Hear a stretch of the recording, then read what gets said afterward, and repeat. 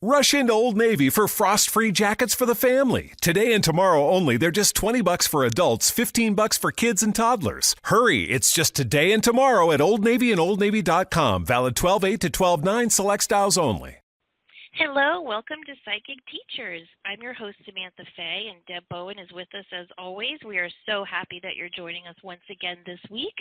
We are honored and super excited to have a really exciting guest talking to us this week about all things yoga and Kundalini and meditation and all sorts of fun stuff. So sit back, pour yourself a nice cup of tea, and relax and enjoy a lovely discussion with us. We have Brett Larkin on the show today. She is the founder of Uplifted Yoga, an online yoga and meditation community that empowers students to personalize their practice and ignite their best life on and off the mat.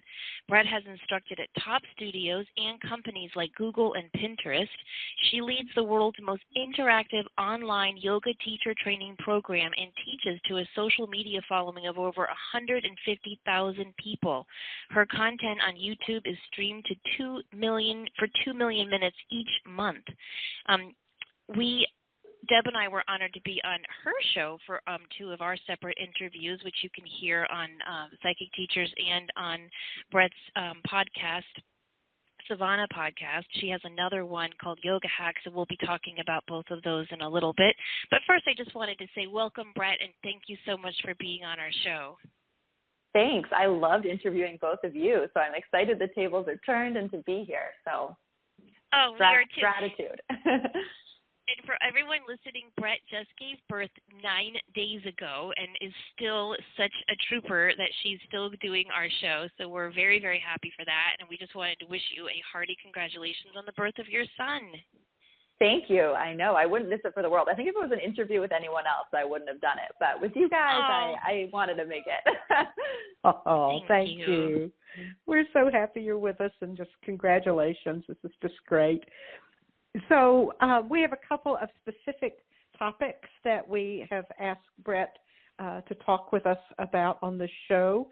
And Samantha is going to take the lead with discussions about Kundalini energy with Brett. And we're going to start with that. And then, of course, we're also going to talk about one of our favorite things during this hour, which is meditation. So, Samantha and Brett, take it away. Well, first I want to say that everybody, you need to check out her website, brettlarkin.com, because it's so super interactive, and there's a ton of free material on there, which is wonderful, especially for, new people to yoga. She has a great interactive video that you can sign up for on chakras and the yoga. And I have to say, my kids, I used to always, literally up until a couple of months ago, we would read every night before bedtime. And yes, my oldest is 15, but I still insisted on that.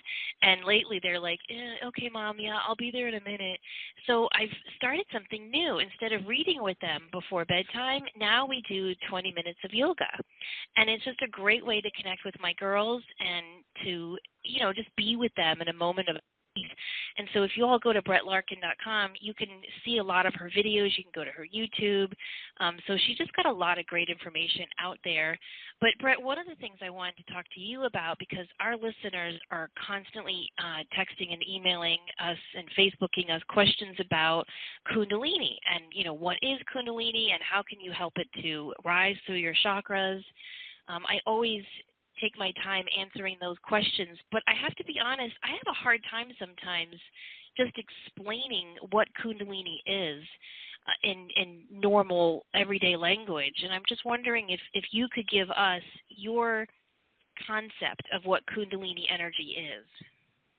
Absolutely. I think it's really hard to define and explain properly, succinctly.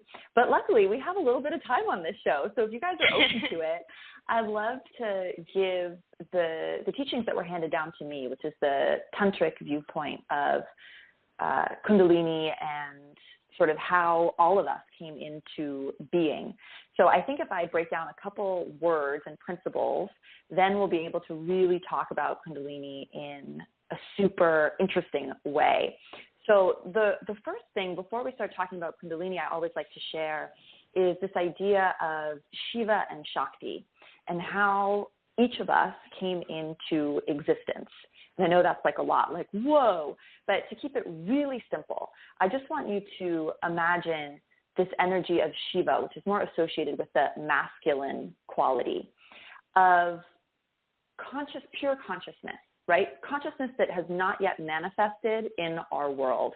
So I often visualize it as like outer space. It's no thing, right? It's when we meditate, for example, a lot of us start to feel connected to something way bigger than ourselves, right? And that's your Kundalini energy rising and reconnecting with what's called Brahma, universal intelligence in Tantric philosophy. And when a baby is born, it's very appropriate that I just had one, because we can talk about embryonic development a little bit. What happens is it's almost like all of us are floating in this, I visualize that it's like this outer space ether of, if you this Brahma, universal intelligence, which again is represented by Shiva, a more masculine energy. And if you think of how the universe came into creation, obviously people have lots of different perspectives, but a big one is the Big Bang. And Tantric philosophy actually supports this Big Bang theory of how the world came into being. And it's like with a split, right, with a bang, the world came into form. And you can think of this the same way. When the sperm hits the ovum, what happens? That cell splits, right? And then it splits into 4, and then it splits into 6. And that splitting is actually manifestation, right? It's Shakti, the feminine quality of manifestation, splitting away from Shiva, split, split, split, split, split. And it's really a cool concept if I can paint this picture, because if you think of Brahman as like universal intelligence, again, I think of it as like the sky or the ocean, made up of the same stuff. So visualize you as an individual as a droplet, right? So you're made up of the same thing as this beautiful universal intelligence from which we all came, but through this splitting process of Shakti moving away from Shiva, you become an individual which has karma attached to it, and you begin to exist on this plane of consciousness. Karma is another one of those words that gets tossed around a lot, but I'd love for you to think of it or share my interpretation as our karma is what we're here to learn, right? It's what we're here to learn on this plane of consciousness. It's what we're here to work through, yeah? Right. So Kundalini and Kundalini and Shakti are often used interchangeably, which I think is really confusing. It's confusing for me too, right? Especially a lot of Kundalini chants, you know, you hear Kundalini Mata Shakti, right? It's this feminine force of creation that represents things that have manifested on this plane of consciousness. And according to Kundalini Yoga, your Shakti energy, your Kundalini energy, is a 3-coiled little serpent at the base of your spine.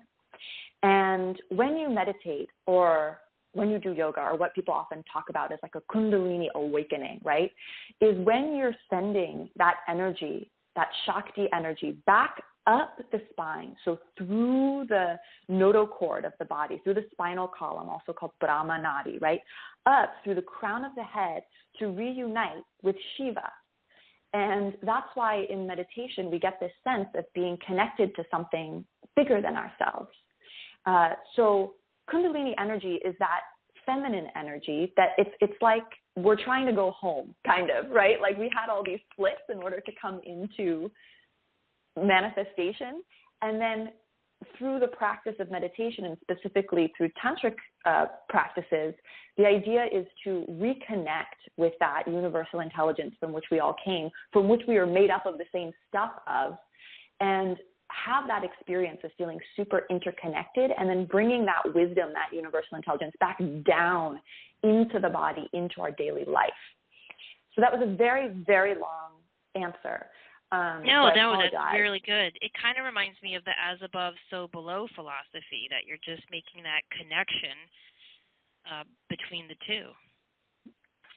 Exactly. And I think another thing that I love to share about Kundalini energy is I think people are really interested in like, well, how can I have a Kundalini awakening, or how can I have this big transformation or aha, spiritual blow up experience kind of thing. And I definitely have met people who've had like spontaneous Kundalini awakenings. One of the girls in my teacher training right now actually did, and she was sharing her story, and it was amazing.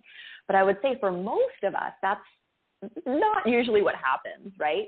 So when we talk about wanting to move Kundalini, there's another word I'd love to share with your listeners, which is this Sanskrit word avidya. And avidya means ignorance of our true nature. So like forgetting that we are made up of the same stuff as the universe, right? Forgetting that we are a mirror of universal intelligence just in human form on this plane of consciousness. Avidya means like it's attachment to the illusions of life, right? So, and I mentioned karma before because we're using karma to work through avidya, or ignorance. And avidya is said to be what makes this serpent, so tightly coiled, right? So the less avidya you have in your life, the more easily that serpent, if you visualize that Kundalini energy is that 3.5 coiled serpent at the bottom of the spine, the easier it's going to be able to rise up through the chakra systems, go up to the crown of the head, reconnect with Shiva, universal intelligence, and come back down. So I think that really helped us put Kundalini energy and working with it in a practical context, right? Because instead of hoping for this like miracle awakening, we can really just in our daily life think about, well, like, what's my karma? What am I here to learn, right? Maybe I need to learn more patience. Maybe I need to learn how to slow down. Maybe I notice that my traits in my family are very much ones of material wealth or hoarding, and I kind of need to learn how to break that pattern. And when we put it in that context, all of a sudden there's a lot of actionable things we can do in our daily life, even off the yoga mat, off the meditation cushion, where we're lessening that avidya, that ignorance, and therefore Kundalini energy is going to flow more freely through the body. And I'm happy to talk about Kundalini yoga as a practice specifically too, but let me see where you want to take it next. No, that's so cool. So if I'm understanding this correctly, the Kundalini energy that's coiled at the base of our spine at our root chakra is feminine creative energy. Is that right? Yes. According to Tantric philosophy, yes. Right.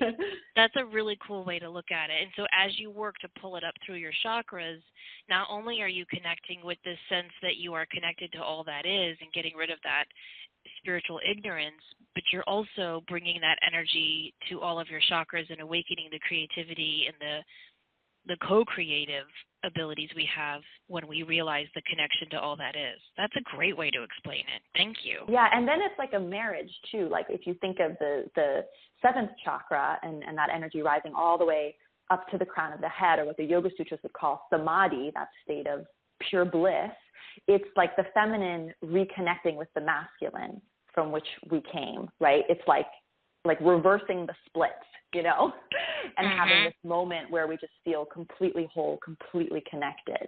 And then the practice of Tantra or Kriya Yoga would be to bring that feeling, that universal intelligence, that wisdom back down through the chakra system into our daily life, right? Because with the chakras, we have that current of liberation, the upward current, and then the current of manifestation, that downward current. And again, when people work with Kundalini yoga or just think about Kundalini, they're usually always thinking about that upward current, right? Like, how do I, even for me when I meditate, it's like how do I meditate and get high? I found that I was able to meditate and kind of bliss out or space out quite easily. And this is something I'm really passionate about sharing with folks. So I'd love to share with your listeners is that a lot of us don't need more of that current of liberation. A lot of us need to ground, especially because we live in a time period right now where we have like a vata disorder in our society. Like we have very short attention spans. Everything in our society right now is like very quick, instant gratification, and just the amount of communication that is available to us. I mean, it's incredible, but I think it really keeps us living in the upper chakras. And when I use that word vata, that's an Ayurvedic word that I'm sure a lot of your listeners know, but it's like that airy quality of a little bit sometimes chaotic, disorganized, a short attention span is often what I think about. So it can be really easy for us to work with Kundalini energy and kind of, as I say, get high, like feel the energy in the upper chakras quite easily. What I think gets missed is this idea of connecting with universal intelligence and then bringing it all the way back down through the chakra system and re-grounding, bringing that wisdom into our daily life and getting really settled. Especially, I think a lot of people have, and I had a sort of negative experience with Kundalini Yoga because a lot of the Kundalini Yoga Kriyas are focused on getting people up, and they don't spend as much time helping them reground. So in both my teacher training and just as I teach myself, I'm constantly harping on all my trainees, right, about this importance of helping people reground. It's almost like irresponsible, I think, as a teacher and someone working with Kundalini energy to just kind of like help people get high, right, which is like what they're interested in. We really, all of us, myself included, need to practice this this grounding, this really getting connected again to the lower chakras, because everything in our society and environment right now is sort of skewing for it to be more upper, if that makes any sense. No, it does. It does. I totally agree with that. And I feel like it's, I blame that on Amazon Prime because in my own life, I'm so hooked on Amazon, I expect everything to happen within 3 days. I know. I ordered something on Amazon yesterday, like baby related, and it didn't have like the free 2-day shipping or like next day. And I was like, what? This is outrageous, you know? Yeah, forget this. Well, tell us about Kundalini Yoga. Like, what is it, and how is it different from what people think of when they think of, down dog and sun salutations? Oh, great question. So I'm super passionate about trying to speak to Kundalini Yoga in a way that people can really understand and demystify it. And this is very much triggered by my own extremely negative experience when I first tried Kundalini Yoga. So, most people listening probably have this vision of yoga that is exactly what you described, right? The sun salutations, downward facing dog, chaturanga, that yoga push-up, very much the Iyengar derived vinyasa or hatha style of yoga. That style of yoga is so beautiful, and I teach hundreds, thousands. I mean, I have so many classes in that style. And the thing, though, that I've come to understand is that style is very much working with the physical body. It's designed to move the physical body in order to prepare the practitioner to meditate, right? So it's almost like Patanjali, the author of the Yoga Sutras, he knew meditation was really hard, and he was mainly teaching 12-year-old boys back in the day, these young monks, young men who were being sent to him to be trained to become monks or to be spiritual leaders. So he was like, in order to get them to meditate, we need to get them moving first, right? Like, it's a lot easier to sit still after you've gone for a run or done 40 sun salutations. And that's where we kind of get the Ashtanga yoga practice, from which vinyasa and hatha and a lot of the forms that we see in America are derived. So it's a very physical, active practice. And I think what a lot of people don't know, or a lot of people miss, is that physical practice is actually purely designed to help you then be able to sit still in order to meditate so that you can achieve samadhi. And samadhi is that bliss state we talked about of Shakti reuniting with Shiva. Yeah? So that's beautiful. Kundalini, on the other hand, is a totally different system. Instead of working with the physical body, meaning like we're doing push-ups and we're doing big sun salutations and down dogs, it's working with the energetic subtle body. So I'm sure your listeners are familiar maybe with this idea of nadis, or energy channels. I think of them as like little super highways in the body on which prana energy travels. Yeah. So the one we're all most familiar with is obviously Sushumna Nadi, or Brahma Nadi, which is the central channel along the spinal column where our chakras live. But the reality is there's thousands of nadis in the body, and a lot are stimulated by your abdomen, which I love to remind people of. So when you take a deep breath in and then a deep breath out, and you really kind of contract your abs a little bit to get all the air out, you're stimulating around 42 nadis in your abdomen right there that are, sending fresh prana, fresh energy everywhere.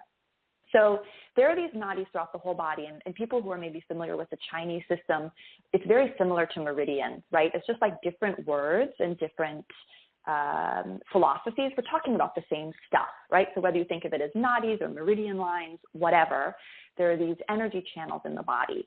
And what Kundalini Yoga does is it works specifically with those energetic lines.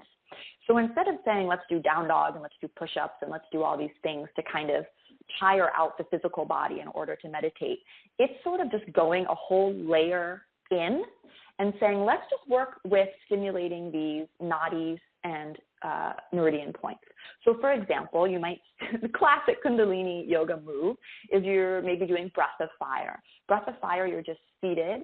Your arms are up at 45 degrees above your head, fingers curled in, thumbs out, and you're doing a sharp staccato exhale out the nose. And you're pumping the belly, right? Very kind of like almost like violently as you exhale. If we take a look at that posture, it may look like, why are we doing this? This looks kind of crazy, right? And most people, when they do it, they get really tired of holding their arms above their head.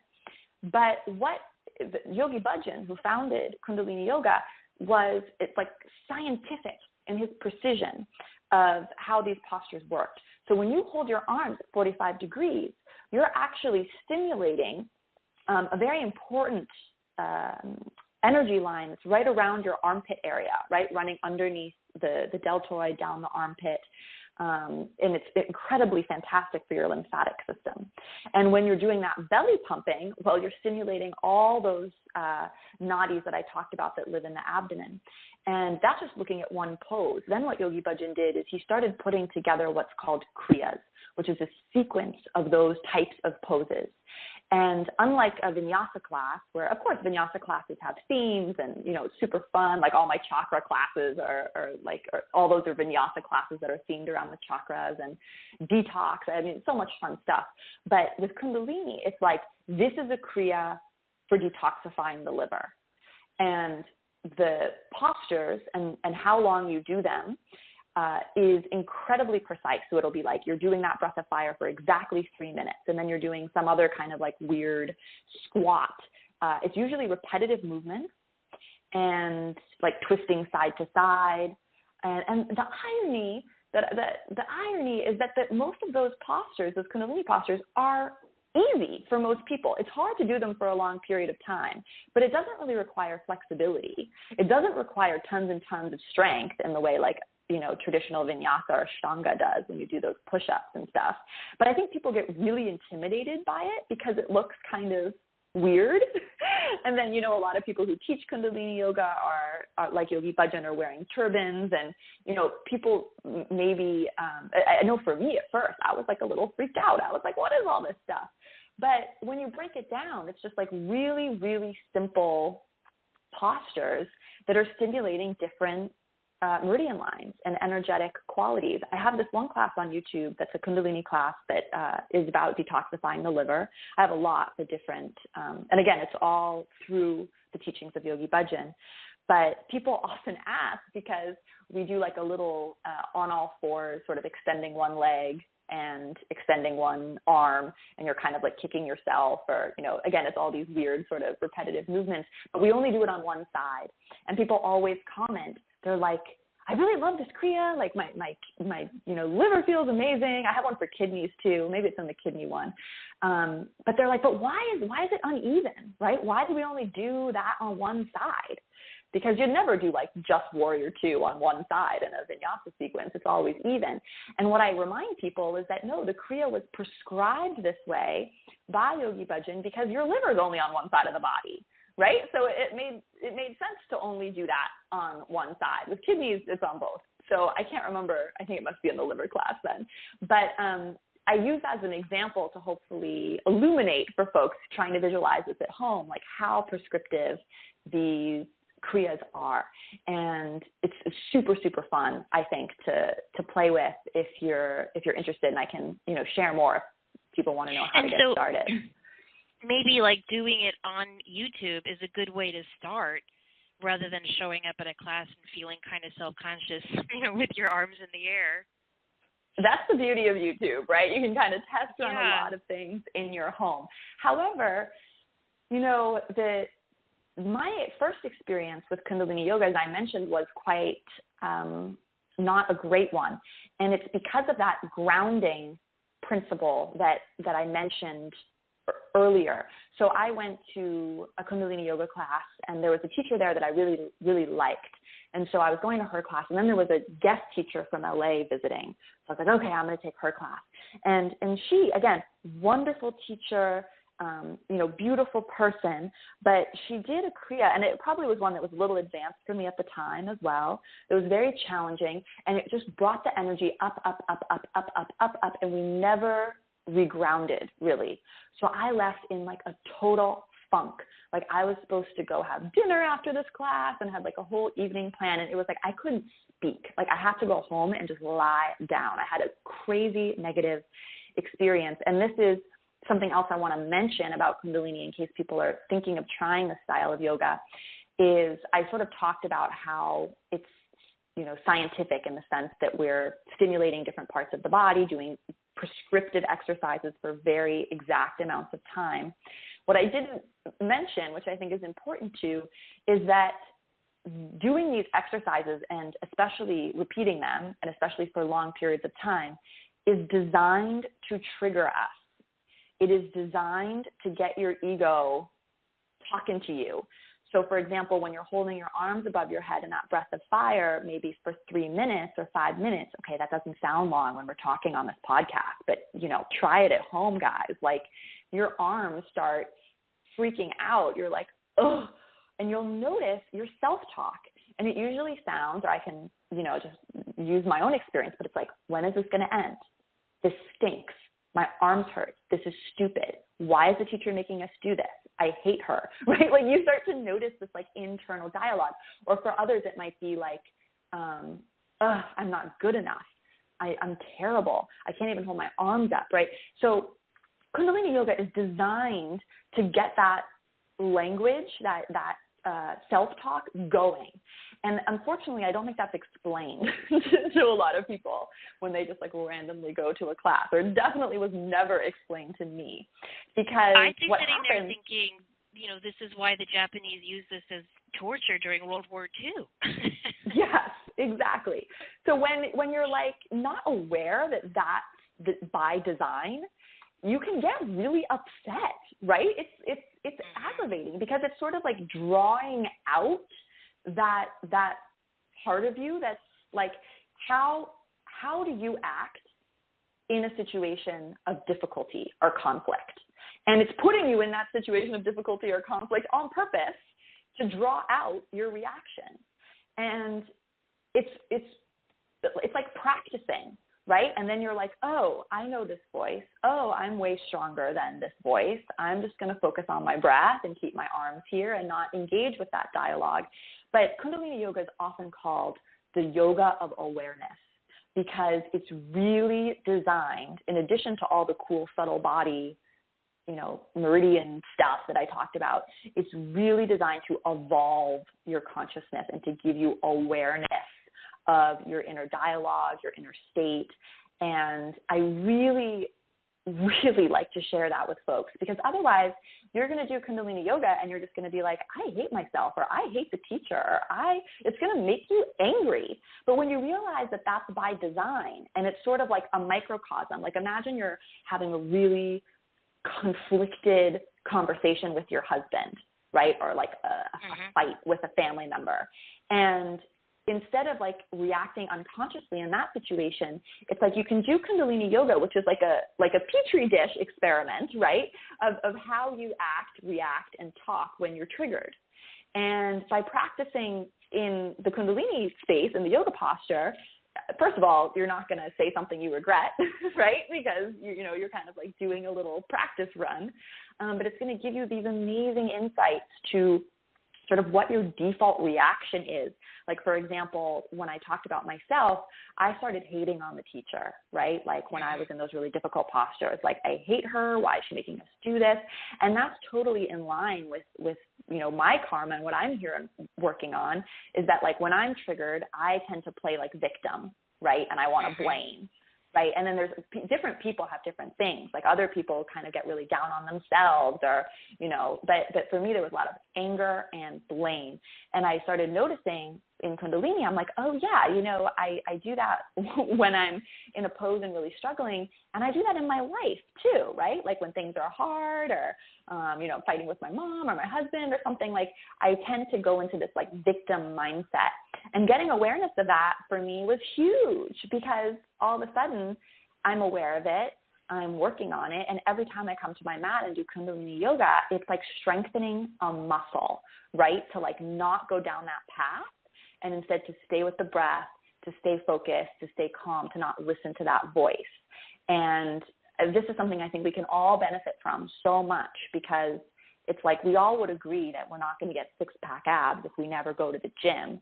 But for some reason, I think a lot of us, especially, we're like, oh, well, I'm practicing yoga or I'm like dabbling in meditation or I'm interested in crystals, so I should be this like evolved person. And it's like, well, no, it's like unless you, just like you work out a bicep with weights, unless you're really working on changing your tendencies that you have in this plane of consciousness, that karma, you're not going to maybe evolve in the way you're hoping for.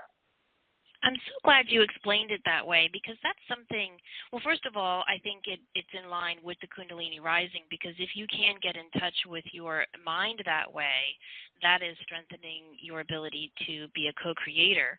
But also for me personally, yoga has always come relatively easy to me. I grew up doing it with my dad. But all other forms of exercise, not so much. And I have a good friend who runs marathons like for fun and is a running coach. And she came over for dinner the other night and she could barely walk. And I said, what's wrong with you? And she said, oh, I ran 18 miles today and I just kind of overdid it. And I said, you can overdo it? Like I just felt like she works out 6 days a week. How can she have muscles left to be sore? And she was explaining to me that 99% of exercise is in your mind. And it's all a battle in your mind. And if you can just push through it and tell yourself, I can do this, then you can. And just her explaining that has opened up my eyes to my own exercise practice. And just you saying, yeah, that's what's going to happen. And here's why we design it this way. I think that's eye-opening for me, and I'm sure for many of our listeners. So thank you for taking the time to share that. Now, since we are a results-oriented society with our 3-day Prime membership, in what ways do you see the Kundalini rising through yoga? Like, can you give people things they can look for so they know, oh, this is working?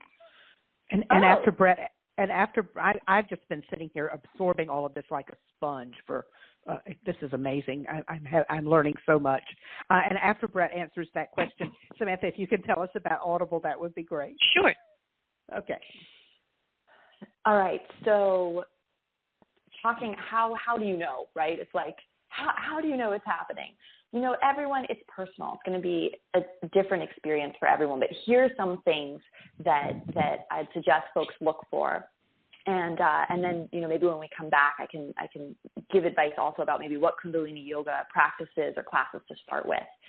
But one thing that people often experience is, well, one, lightheadedness, right? Feeling a little spacey, feeling an activation or an intensification, if that's a word, of heat or energy at the third eye center, that space just between and above the eyebrows.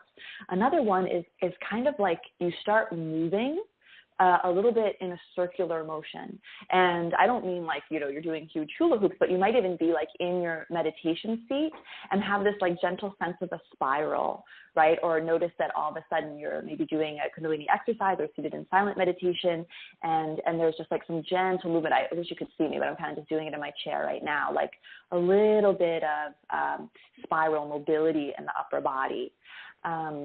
So I'd say those, like heat in the third eye center, that feeling of lightheadedness, feeling of just, energy being up in the body. Some people even really feel that crown of head, that top fontanelle point that is said to be, where we connect with universal intelligence, feeling very, very open. But that's been my experience, both personally and what students have told me, if that's helpful. That's great. Yeah, that's really good to have that and to know that that's normal and expected. So as you all know, we are sponsored by Audible. If you all are interested in this wonderful learning listening resource, go to audibletrial.com/psychicteachers, and you can try Audible free for 1 month. This week I asked Brett what she recommended in terms of the topics we are discussing today, and she recommended a book I didn't know existed. I'm very excited to check it out. It's by Anodea Judith, who you all I'm sure know. I've recommended her books on chakras for years, and she was just a guest on Brett's show, so you guys can check that out. But the book that we are recommending this week is called Eastern Body, Western Mind, Psychology and the Chakra System as a Path to the Self. So that's audibletrial.com/psychicteachers. And we really appreciate all of you for supporting our sponsors as you do. And we would also like to remind you all to please take a moment to leave a comment or review on our iTunes show and to please join us on Facebook. Deb, do you want to ask Brett some questions about meditation in conjunction with yoga? Absolutely, as I could. Brett, I know that you are a big meditator, and I know that you are a big proponent of journaling, and I wonder how yoga and journaling and meditation come together for you in your daily practice, and some suggestions that you might have for our listeners about bringing those concepts together. Great question. Yes, another one of my favorite topics. So we mentioned a little bit before how the physical yoga practice, the asana practice, right, doing the physical postures, is really designed to just sort of burn off energy so that we can then sit to meditate. But what I found in my own practice and in my community as well is that a lot of people were still struggling. And meditation is something that is so hard. I mean, again, we already talked about like the time period in which we live, right? We like Facebook Messenger goes off on my phone like every 5 seconds, Instagram. I mean, it's wild just how much stimulation there is. And we have so many thoughts and self-talk. It seems like this incessant dialogue. And of course, doing the physical yoga postures helps quiet the mind. There is no question. But a lot of folks were still struggling in order to sit quietly and meditate, because I think a lot of people think that meditation is sitting and with your mind clear. No. Meditation is sitting, practicing clearing the mind, right? If you think meditation is just like sitting with no thoughts in your head, or you're not doing it right if you have no thoughts, you're setting yourself up for failure, and it's going to be really, really hard. So that's one thing. I always encourage people to kind of reframe that meditation is practicing letting our thoughts go and bringing our attention back to the breath.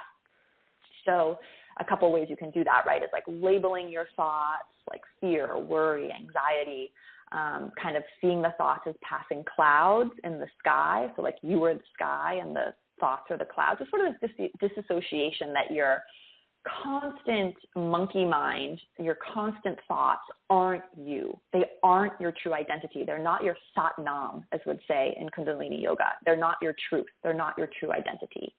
So meditation is constantly reminding us of that.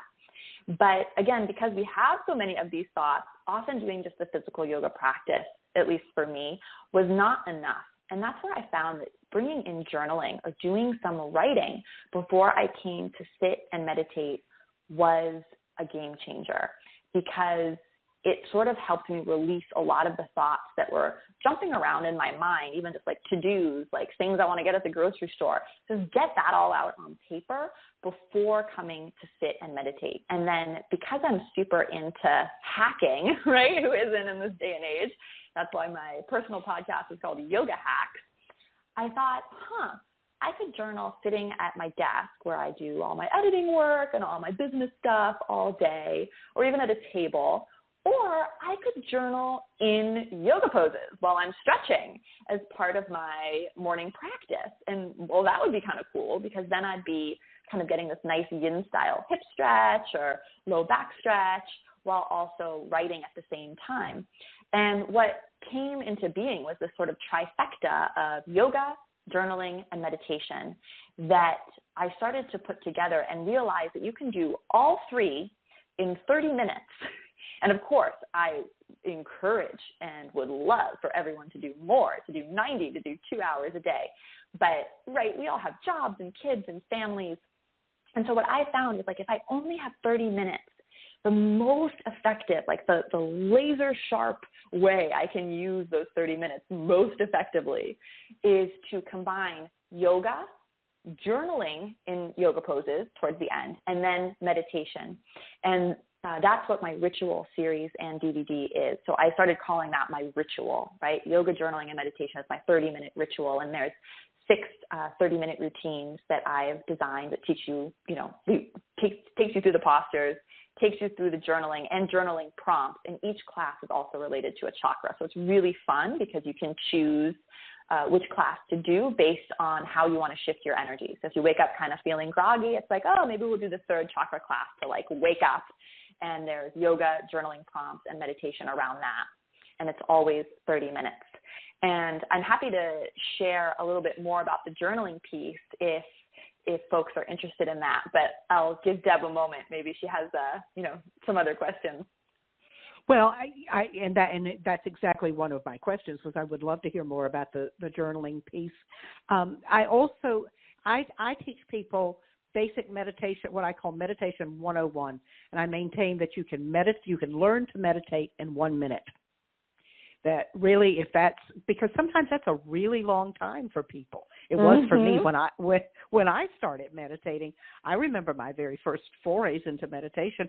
I literally would stare at an old-fashioned clock and watch the hand go around and just breathe and watch the clock hand. And at the end of that 1 minute, I'd say, "Oh, okay, good, that's over. All right, I meditated now." Well, of course I hadn't, but it was at least started up the process.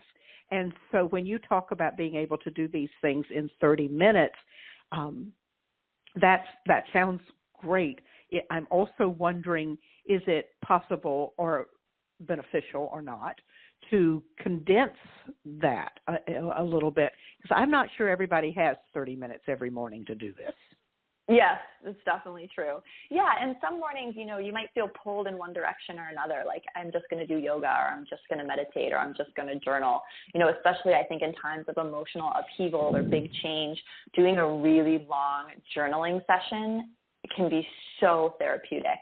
So I like to break down the ways that I journal into 3 basic categories, I guess you could say, or ways to journal. And I'm happy to share those with your listeners because I think you can do them in 5 or 10 minutes while you're drinking your morning coffee.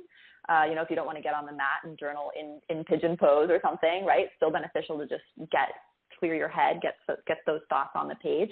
And so here are the 3 different ways that I found to be the most effective. So the first kind of journaling is what I call release journaling. And this is just like your journaling session turns into basically endless questions, rants, or just word vomit, right? You just release every thought swirling around inside your head onto the page. And those of you who have maybe read The Artist's Way are familiar with this idea of morning pages. It's the same idea. It's just like even if these thoughts or questions in your head might seem like overblown or crazy, it doesn't matter. You just write them all down. You just write them down. And it's a purge. And it's immensely therapeutic because by writing them down, you gain a sense of clarity. You're able to sort of name, capture, and release the thoughts. And then you can observe them without judgment, right? When you look at what you wrote after the fact, suddenly you realize that those thoughts aren't you. And it might even help you uncover connections about what's going on in your life. So this style of journaling, I really think, is the perfect way to embody what yoga also teaches us and meditation also teaches us, which is just basically like you are not your thoughts. And by writing the thoughts down on the page and then looking at them, you gain this, you're able to disassociate, basically. So that's the first way to journal. Because, of course, when we introduce the word journal, a lot of people think like, oh, is this like Dear Diary yesterday? And I'm like, no. That's not what we're doing here, right? So that's the first type, is that release. The other is what I call free form journaling. And this is really cool. It's kind of like it's like a Jekyll and Hyde thing. So this free-form journaling, you begin to just like write down or ask questions on the page, like things that you're looking for answers to. And then you come back and you may find, sometimes I do this, I meditate and then I come back to what I wrote, like all the questions I wrote.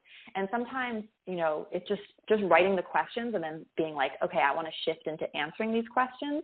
You kind of like channel your highest self.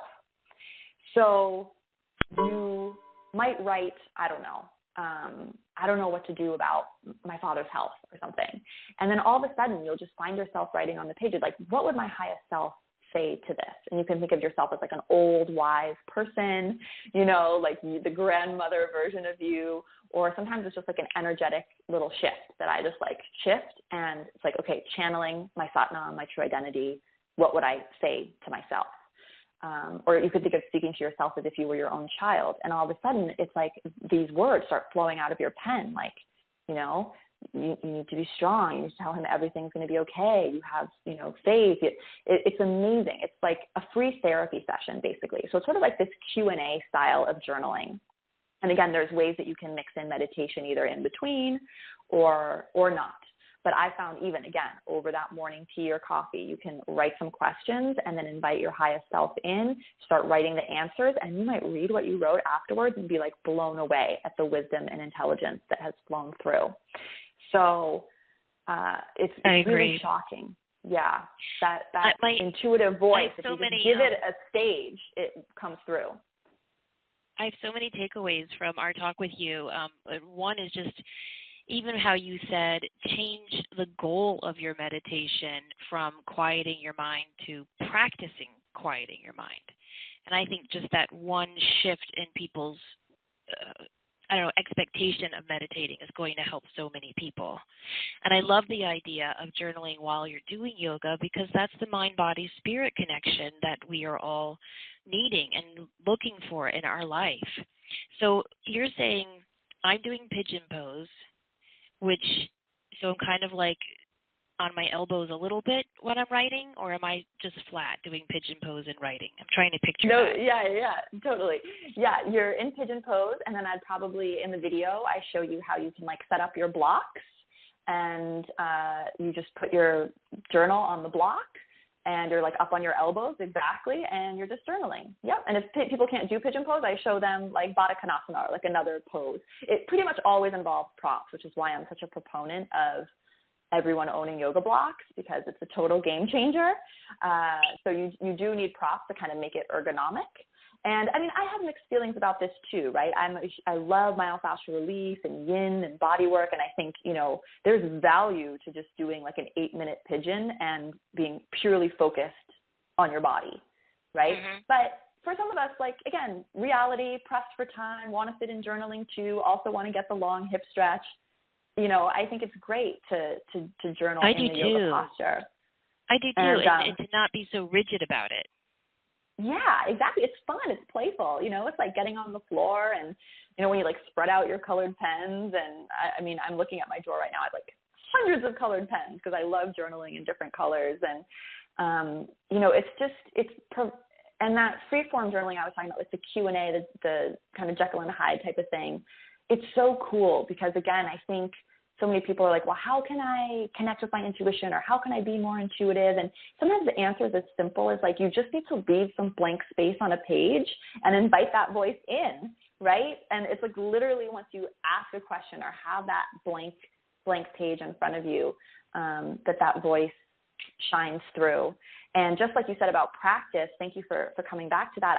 I'd like to add in, for people who try or start doing Kundalini, and I have a beginner one on YouTube, so definitely start with the beginner one if you've never done it before, just because it is, you know, we're working with a lot of energy, and I like people to take it slow. But think of Kundalini as practicing being triggered, right? Right. It's practicing being triggered. So when you go into it with that viewpoint, all of a sudden you're not going to be upset when you're tired and you're triggered and, you know, you're like, why are we still doing breath of fire, or why are we still doing these little frog squats, or, you know, whatever. You're like, oh, I'm practicing being with the discomfort of like my ego kind of like attacking me. And there's such value in that. Like, listening to you makes me think about the Karate Kid, you know, when he was doing the wax on, totally. wax off, and he was like, why am I doing this? And then it all came together and made sense. I feel like if we follow what you're saying, eventually it's all going to come together and make sense for us. I want to say Deb just had some technical difficulty with her recording end, so I'm going to be finishing up the show alone in case you guys are thinking, wow, Deb's being really quiet. She just texted and said, I'm having recording issues. Before we wrap up and close out, I just wanted to ask, if you don't mind, how has being such a profound yogini, how did that help your pregnancy and birthing process? Oh, my goodness. Well, I had a very, very fast labor. It was 2.5 hours, and my midwife couldn't even get here in time. So I gave birth in my home, and my husband caught the baby. So that was definitely not in our plan. But it's been an amazing, amazing story. And luckily the midwife arrived around 10, 15 minutes later. But it was such a blessing to be able to give birth in my home. And yeah, my body just knew what to do, and everything just was fast. And I definitely thought about, well, it was funny because as a yogini, I think, as you said, like I had all these plans. I had like a whole list of mantras that I wanted to play during my labor and chants that I was going to chant. And I had crystals that I had charged up that I was going to hold. And, you know, I had this whole plan of, you know, things that I was going to do. And it was so fast. I mean, literally, it was like I woke up at 6:30 and 9:03, the baby was in our arms, and I was just like in the bathtub and just kind of breathing and struggling, and you know, really, really coming back to a lot of those Kundalini principles that you know, I thought labor would be at least 6 hours and maybe 36 hours. So the whole time I was just very, very focused on this is going to be long and I'm strong. And so what an amazing surprise when, you know, what I thought was early labor was actually active labor. I had, I think, what's called precipitous labor, which is really rare for first-time moms. It's like a super fast labor that happened under 3 hours. But I think I was able to, cool. Yeah, I think I was able to deal with the intensity of that in large part because of all the work with Kundalini yoga, because there was no like slow ramp up, you know, it was just like, here I am. Intense, really fast. Yes. Well, Brett, I have a theory that the way our children come into the world gives us insight into their personality. So I feel like the fact that, you know, he came a little bit early and super fast, I feel like he's just going to be this like go-getter, you know, like, all right, totally. Mom, I'm hungry, feed me now, I'm tired, put me down now. Like, I think that's so cool. That gives me chills, because you're right, for a first-time mom to just jump in and do it basically all by yourself, that's phenomenal. Yes, it was funny because as I tell people, I really, really wanted a natural birth, but not as so natural, like no supervision, my husband and I alone in our house that quickly. But you know, it all worked out. So I feel so grateful. Yeah. Oh, I'm so glad. Well, tell people. So you've got the two podcasts. Just tell people a little bit about what they are and what the difference is between the two. Yeah, sure. So the Yoga Hacks podcast is my personal podcast. So it's basically me just ranting or discussing various topics I'm passionate about, you know, natural remedies, all sorts of different things related to yoga. A lot of those podcasts are driven by community questions I get. So people want to know about something in particular.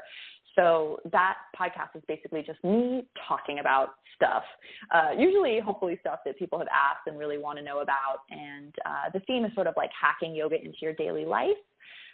So bringing yoga off the mat and into your relationships and interactions with others and all that good stuff. And then the Sivana podcast, I run with SivanaSpirit.com, and in that one I get to interview experts. So every show is a different guest expert coming on the show, and I'm interviewing them. And that's where I got to interview both of you, which was such an honor and so fun. And those are the podcasts. And then I have tons of free classes on YouTube, just Brett Larkin Yoga, just type it into Google or YouTube, you'll find me. And that ritual series, I think you can get the first couple classes for free. There's so many freebies on my website. So if you want to try the yoga journaling meditation we talked about. There really are. And your website is awesome, and it's super interactive and easy. I love it. Tell people real quick, too, if they want to start a yoga practice out in their community and they want to find a good yoga class, are there any good tips you recommend for people seeking that out, finding a good fit for them? Trial and error. It's like you got to kiss a lot of frogs, you know. So my biggest advice is to try every studio that's near you. And the good news is most studios have like a new student special. So it's really affordable and conducive to sort of date around, as I say, a lot of different studios. So I think the thing that makes me the most sad, and it really does, is people who go to just like a yoga class close to their house and take like one random class at a convenient time for them with one random teacher and don't really love it and are like, yoga's not for me. Because there are a dozen styles of yoga. There are thousands of incredible teachers, and you need to find that right fit. And this is a place where technology, thank goodness, has made life so easy for us, because you could study with me or another teacher you love who's probably putting stuff online. So you're not limited to what's nearby. But I'd say you really, you know, if you don't like the class you went to, go to that same studio, try a different teacher, try another different teacher. You know, if that still doesn't work, try the other studios, because there are so many flavors of yoga. I mean, yoga's exploded, and there's definitely going to be one that works for you. I also have my Find Your Style Yoga Challenge, which is like a little 6 or 7 day. We do a different type of yoga each day, like very beginner classes to introduce people to it. So I would just say kiss a lot of frogs, right? Yeah, I would agree too, because I've done a lot of yoga classes where I feel like it's almost like I'm I don't know, joining a party I wasn't invited to. You know how some of them can be kind of exclusive in a way? And then I just kind of did what you did. I kept going to different classes, and I eventually found a really great teacher. I've also, I know a lot of yoga people just in my line of work, and I had a yoga teacher come to teach at my neighborhood clubhouse, and that was awesome. We did that for years. And it was a great way just to get to know my neighbors and to get, she had just gotten her yoga certification, so it was a great way for her to get some practice teaching. So even if you can't find a yoga class that you resonate with, I always say create your own. Totally. And you know, and if you don't have time, go on YouTube, because like you said, you've got so many free classes right there, and you can do it in the privacy and safety of your own home. Yeah. And then, you know, my membership is like exactly for what you said. Like, we have so many people in our online community that can go to amazing studio classes, but they don't feel like welcome there, that they can ask questions. It's really weird. Like you said, there's some studios and classes that just kind of feel like this elite club. So, you can always hang out with us online. And for those who are really interested in the journaling, I do want to share, if it's okay with you, that I have a journal coming out, like a yoga-focused 2018 planner journal thing. It's like journaling pages in the back, and then there's an accountability system for doing yoga journaling and meditation every day on the front, and a place to write your affirmations and gratitude each day. And it's sort of, I've been working on it for years, and it's actually going to be a physical book in 2018. So people who are really into the journaling aspect, there's a link to that on my website as well. Yeah, which I'm really excited about. So that's it's a really good cool, a lot of people holiday need that gift for New Year's. Yeah, exactly. And it has, I think it has over 500 journaling prompts, also around the chakras and lunar cycles, and you know, all the kind of stuff that people like us are into. So I'd encourage people to check that out too, if they're interested in the journaling piece or wanting kind of like a planner a yoga-focused What do you planner for 2018. What do you think about a lot of people who will say to me, like, oh, I'd like to try yoga, but I've never done it. I don't know. I'll always tell them, try a restorative yoga first. Do you think that's good advice? I think that's great advice. I think restorative is great advice because that's basically just like a nap, and we all need a nap. It really is. I love it. I'm addicted to restorative yoga classes. So everybody can find you at brettlarkin.com. They can also go to iTunes and find both of your podcasts, Sivana and Yoga Hacks. They're both awesome. I recommend them highly. There's a really good episode with a lady named Samantha Faye. Y'all should check out too. I'm just kidding. But you guys have so many great guests on that show. That's why Deb and I were so honored to be on your show and be counted among those. So if you all are looking for interviews with, kind of people who are writing and speaking about this all things spiritual, check out that podcast. And then if you want more information just about Brett, check out the Yoga Hacks, because I found that one really personal, which was nice. It was nice to see that other side of you as well. So I hope everybody checks out. Thank you so much for having me on. I loved everything we talked about. It was so fun. Oh, my gosh. Thank you so much for coming on with a 9-day-old baby. So hang up and go enjoy that little baby. And I loved listening to your birthing story. And, I just love it, love it, love it. Congratulations. Welcome to motherhood. And we will definitely be in touch with you. We'd love to have you back on to talk about more yoga hacks that we can all use in our life. So thank you, thank you, thank you. And thank you, everyone, for listening to us. Please continue to check us out. We're going to have some more exciting guests coming on in December. And as always, we hope that you go through your week and be the light. Good night, everyone.